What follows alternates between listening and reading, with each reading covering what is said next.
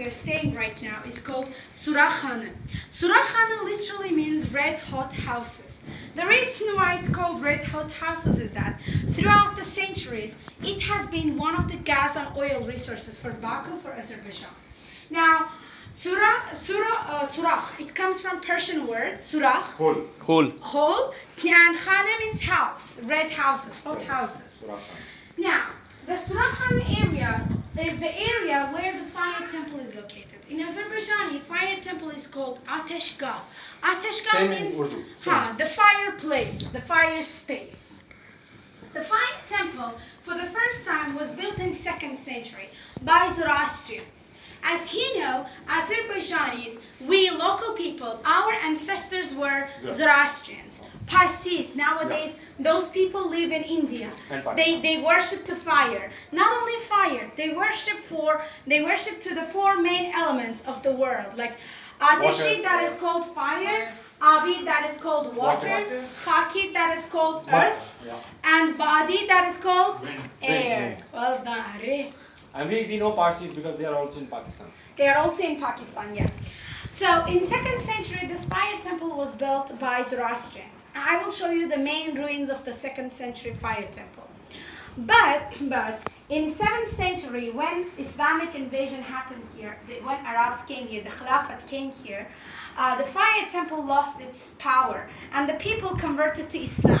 The Zoroastrian people converted to Islam, and then throughout the centuries, when Azerbaijan was the main spot, one of the main spots on the way of the Silk Road, when the Indian traders, Indian merchants came here, when they found out about this place, not only about this place, but also about the fire mountain, they came here and they built 7 different fire places. Okay. So why 7 different fireplaces? Now in the cells, some of the cells, I'm going to show you that there are some recreated versions of the fireplaces that there used to be fire there. Nowadays there's no, but it's there to indicate, to show the people how it used to be. In 17th century, the 2nd version of fire temple was built. Now the ruins of the fire temple that is related to 17th century is under that glass. You can see over there. The rest of the temple was built on the ruins of 17th century. But this main altar, this main place, was built in 1801 by the money of Indian trader Kananchagara. In 18th century, exactly in 1846, when first oil boom exploded in here in Baku, the fire temple started to lose its power. Because as you know, when you drill the area, you can see the area in the fire temple is rocky. Yeah. It's like it's not convenient for growing herbs or growing plants. And in the area, when you drill for the gas and oil, eventually the gas, it starts to reduce, it starts to decrease. That is why in 1883, when the last soothsayer, the last priest of the fire temple left the fire temple, he abandoned this place and he went back to India, especially to the northern part of India. Now in the fire temple there are approximately 27 cells. Some of them are open, some of them are closed. The open ones, they have exhibits inside. They're recreated versions of statues in order to show how it used to be.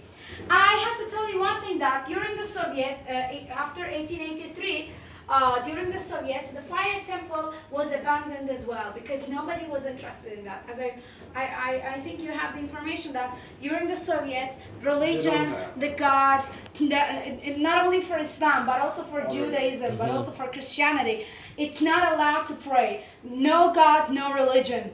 Like mindset was there, the tagline was there.